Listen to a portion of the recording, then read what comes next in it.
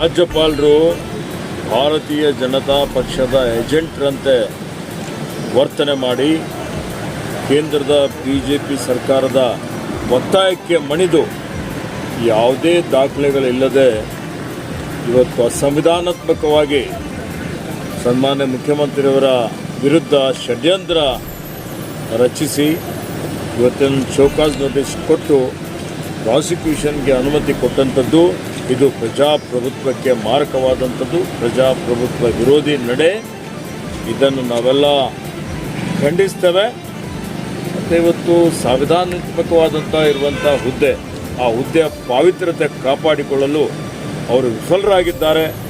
ಹೀಗಾಗಿ ಘನತೆವೆತ್ತ ರಾಷ್ಟ್ರಪತಿಗಳು ರಾಜ್ಯಪಾಲರನ್ನು ವಾಪಸ್ ಕರೆಸ್ಕೊಳ್ಬೇಕು, ಅವರನ್ನು ವಜಾ ಮಾಡಬೇಕು, ಅವ್ರ ನೈತಿಕ ಹೊಣೆ ಹೊತ್ತು ರಾಜ್ಯಪಾಲರು ರಾಜೀನಾಮೆ ಕೊಡಬೇಕು ಅಂತ ಒತ್ತಾಯ ಮಾಡ್ತಾ ಇದ್ದಾರೆ. ಮತ್ತು ಇದು ಪ್ರಜಾಸತ್ತಾತ್ಮಕವಾಗಿ ಆಯ್ಕೆಯಾದಂಥ ಸರ್ಕಾರ. ಜನರ ಬೆಂಬಲ ನಮಗಿದೆ. 136 ಸ್ಥಾನಗಳಲ್ಲಿ ನಮಗೆ ಇವತ್ತು ಅವರು ಜಯ ಗಳಿಸಿಕೊಟ್ಟಿದ್ದಾರೆ.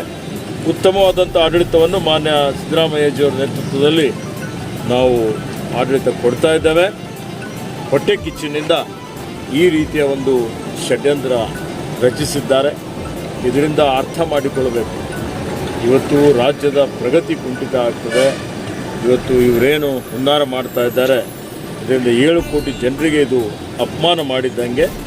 ಇದನ್ನು ನಾವು ರಾಜಕೀಯವಾಗಿ ಮತ್ತು ಕಾನೂನಾತ್ಮಕವಾಗಿ ಹೋರಾಟ ಮಾಡ್ತೀವಿ ಅನ್ನುವಂಥ ಮಾತನ್ನು ಹೇಳಲಿಕ್ಕೆ ಬಯಸ್ತೀನಿ.